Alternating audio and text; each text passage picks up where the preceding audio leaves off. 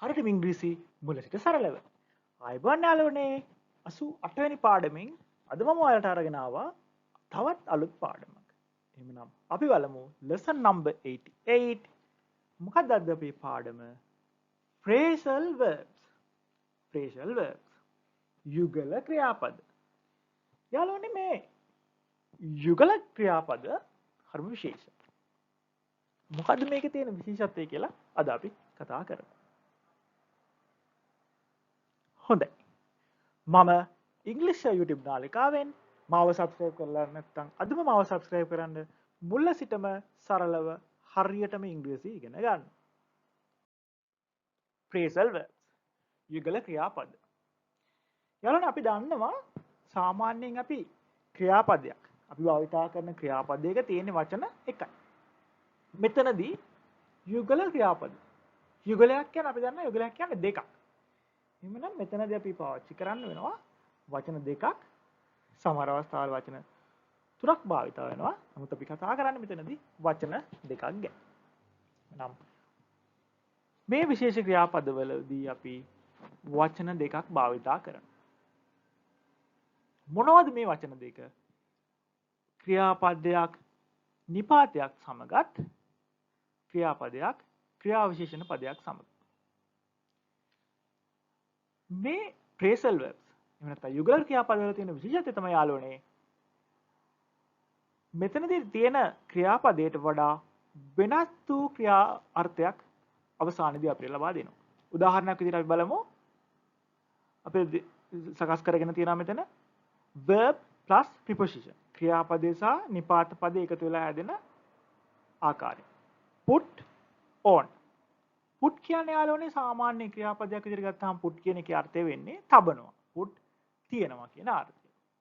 හැබැයි අපි යුගල ක්‍රියාපදයක් phrasal verb එකක් විදිහට මේක යොදා ගන්නකොට put කියන ක්‍රියාවත් on කියන නිපාතයත් on කියන preposition එකත් යොදාගෙන අපි මේක සකස් කර ගන්නකොට එන phrasal verb එක. put on කියන phrasal verb එක. put on කියන යුගල ක්‍රියාපදයේ තේරුම වෙන්නේ යාළුවනේ wear. wear කියන්නේ අඳිනවා. මේ විදිහට අපිට හාත්පසින්ම වෙනස් වූ අර්ථයක් මේ යුගල ක්‍රියාපද තුලින් ලබා ගන්න පුළුවන්. put on කියන යුගල ක්‍රියාපදයේ phrasal verb එකේ තේරුම වෙන්නේ wear අඳිනවා කියන එක. අපි ඊළඟ වර්ගය කතා කරමු verb plus adverb. ක්‍රියාපදයේ සමග ක්‍රියා විශේෂණ පදයක් එකතු වෙලා. give up කියන යුගල ක්‍රියාපදය ගැන තමයි අපි කතා කරන්නේ. give කියන්නේ යාළුවනේ දෙනවා. give කියන ක්‍රියාපදයේ තේරුම සාමාන්‍ය ක්‍රියාපදයේ තේරුම දෙනවා. give කියන ක්‍රියාපදයේ සමග up කියන adverb එක ඉහළට up කියන adverb එක තුනම මෙතනදී ලබා දෙන්නේ stop. එහෙම නැත්නම් escape. මෙතනදී නවත්තනවා, අතහැර දානවා කියන අර්ථය තමයි ලබා දෙන්නේ. අපි give කියන්නේ දෙනවා කියන අර්ථය give up කියවම වෙනස් වෙච්ච අර්ථයක්. give up අතහරිනවා කියන අර්ථය ලබා දීලා තියෙනවා. හොඳයි යාළුවනේ අපි එමුනම් උදාහරණ කිහිපයක් සාකච්ඡා කරමු මේ phrasal verbs යුගල ක්‍රියාපද සඳහා. අපි කතා කරා වගේම put on. put on කියන්නේ යාළුවනේ තේරුම තමයි මේ phrasal verb එකේ තේරුම එන වචනය සාමාන්‍ය ක්‍රියාව තමයි wear. My sister puts on a sari. My sister puts on a sari. අපි සරලව සාමාන්‍ය ක්‍රියාපද යොදාගෙන මේක අපි පාවිච්චි කරනවා නම් අපිට ලියන්න පුළුවන් my sister wears a sari. මගේ සහෝදරිය සාරියක් අඳිනවා. මගේ සහෝදරිය සාරියක් අඳිනවා. කොහොමද අපි මේක phrasal verbs එකක් දාලා කියන්නේ my sister puts on a sari.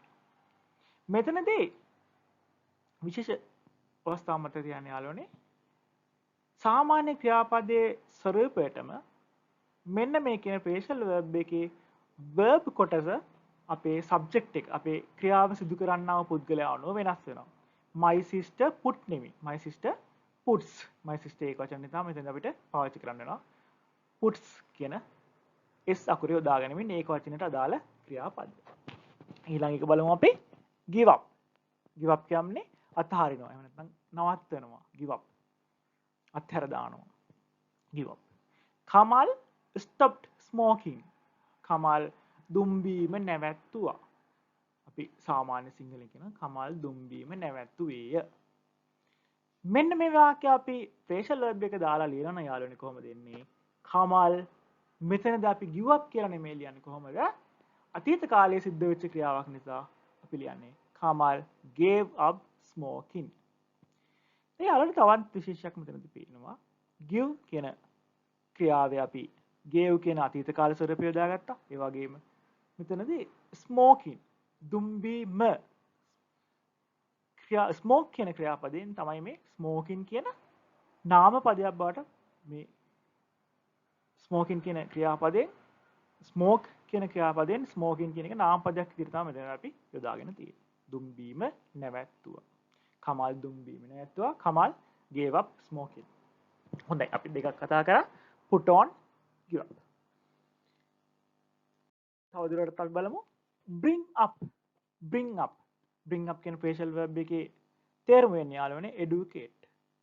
අධ්‍යාපනය ලබා දෙනවා, උගන්වනවා කියන අර්ථය. අපි කිව්වොත් දෙමාපියෝ දරුවන්ට උගන්වනවා. දෙමාපියෝ ඔවුන්ගේ දරුවන්ට උගන්වනවා කොහොමද මේ කියන්නේ? parents educate their children. මේක අපිට පුළුවන් ෆ්‍රේසල් verb එකක් දාලා parents bring up their children. parents bring up their children. parents bring up their children. තව උදාහරණයක් colon. colon. colon කියන ෆ්‍රේසල් verb එකේ තේරුම තමයි visit. visit කියන අර්ථය. අපි කවුරු හරි බලන්න යනවා. visit. shall we visit Nimal? අපි නිමල්ල බලන්න යමුද? අපි නිමල්ලා ගෙදර යමුද? shall we visit Nimal? අපි මෙතනදී මම ප්‍රශ්නයක් සකස් කරගන්න ආකාරයට තමයි ලබා දීලා තියෙන්නේ. shall we Nimal? shall we visit Nimal? නිමල්ලා ගෙදර යමුද?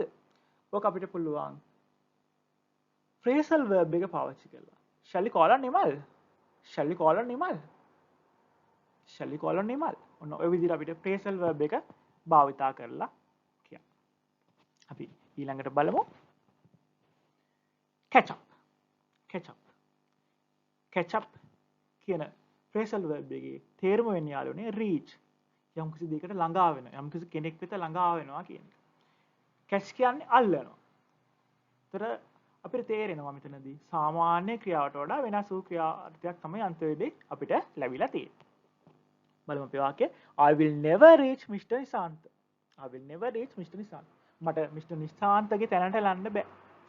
මට කවදාවත් Mr. නිශාන්තගේ තැනට ළඟා වෙන්න බෑ. ඉතින් Mr. නිශාන්ත කියන්නේ ගොඩක් ඉහළ තලෙ. ඉහළ තනතුරක් දරන කෙනෙක්. අපි කියන උතර I will never reach Mr. Nishantha. යාගේ තත්ත්වයට මට එන්න බෑ. අපි කොහොමද ඔක ෆ්‍රේසල් verb එකක් දාලා කියන්නේ I will never catch up Mr. Nishantha. I will never catch up Mr. Nishantha. reach කියන වචනේ වෙනුවට අපි catch up කියන ෆ්‍රේසල් verb එක යොදා ගන්නවා. ඊළඟට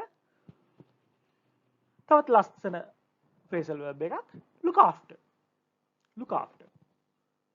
look after කියන ෆ්‍රේසල් verb එක යොදා ගන්න අපි තේරුම තමයි සාමාන්‍ය ක්‍රියාපදේ තමයි යාළුවනේ protect. protect. රැක බලා ගන්නවා කියන අර්ථය. රැක බලා ගන්නවා. අපිට කියන්න ඕන වාක්‍යයක් ඔහු තමන්ගේ ආච්චි වයසීය. ආච්චිට සීයට අපි කියනවා grandparents. He protects his grandparents well. ඔහු ඔහුගේ වයසක ආච්චි සීය ආදරෙන් රැක බලා ගන්නවා. රැක බලා ගන්නවා. කොහොමද අපි කියන්නේ he protects his grandparents well. අපි මේක ෆ්‍රේසල් verb එකක් දැම්මොත් යාළුවනේ අපිට ලියන්න පුළුවන් he looks after. looks after. මෙතනදී look after නෙමෙයි මොකද he looks after his grandparents well. he looks after his grandparents well. අවසාන වශයෙන් අපි බලමු carry on.